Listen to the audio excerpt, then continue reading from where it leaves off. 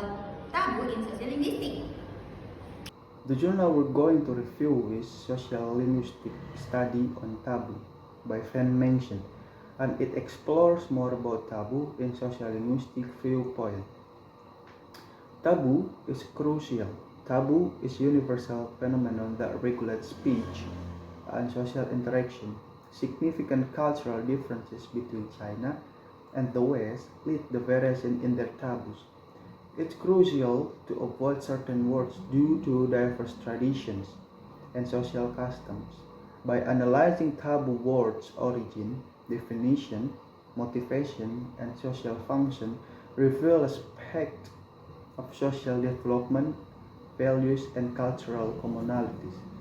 In modern society, cross-cultural communication is vital, and comparative between Chinese and English taboo aids in understanding cultural connotation, preventing communication errors, and achieving effective communication.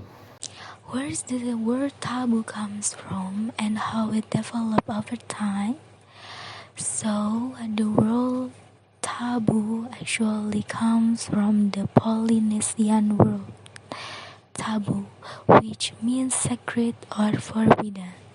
It was first introduced into English by Captain James Cook.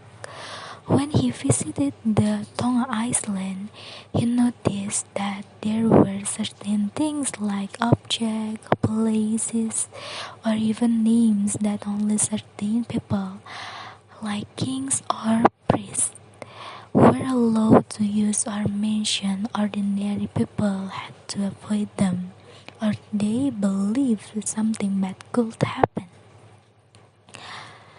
Later, this idea of taboo spread into other languages and became part of how we talk about things we avoid saying.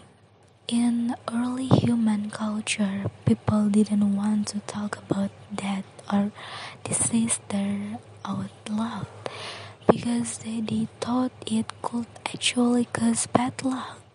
So they avoided using certain words. These become what we now call taboo words.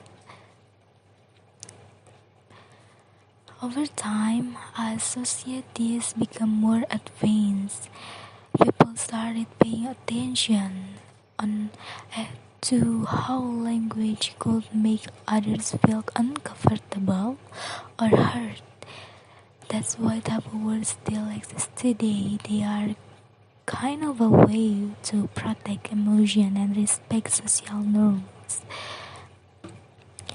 And in cross-culture situation, it's really important to understand taboo so we don't accidentally offend someone. Hi everyone, this time I want to talk about taboo or things that are considered taboo in communication, especially in Chinese and Western cultures. This is really important, especially in this age of globalization, so that we can communicate across culture without misunderstanding.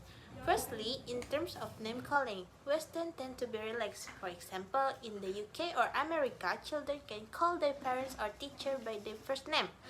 But in Chinese culture, this is considered taboo. Children must use respectful nickname, and calling parents by their name is considered disrespectful. Second, there's the matter of privacy. In the West, questions like "How old are you?" "Are you married yet?" or "What do you do?" can be considered intrusive. But in China, it common things because they don't put much emphasis on individual privacy, more on togetherness and openness. The third, number and colors also have different meanings. In China, the number 4 is considered unlucky because it resembles the sound of the word die, while in the West, the number 13 is considered unlucky because of the story of Judas in Bible. The color red in China is considered a symbol of good luck, while in the West it is often associated with danger or violence. Fourth, when it comes to religions, both cultures are very careful. The name of God or a deity must be mentioned with respect. In some areas of China, even animals such as tiger are considered scared and have special names to avoid direct mention. Last, there is the matter of the body and sexuality. Words related to organs of pregnancy are expressed subtly, both in China and in the West. For example, in China, people say she is carrying a baby, whereas in the West, it's more common to say she is expecting. From this, we can see that Chinese and Western cultures have their own taboos, but the goal is the same: to maintain good manners in communication. So, the more we understand other cultures, the smoother our communication will be. And why understanding language taboo is matter?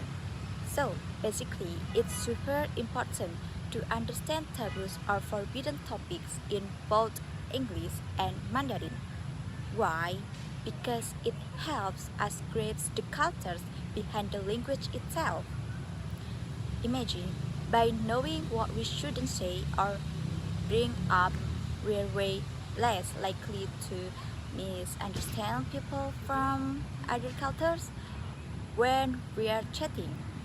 And the result, our communication becomes much smoother and more effective. So that's all about our review. Thank you for watching. Wassalamualaikum warahmatullahi wabarakatuh.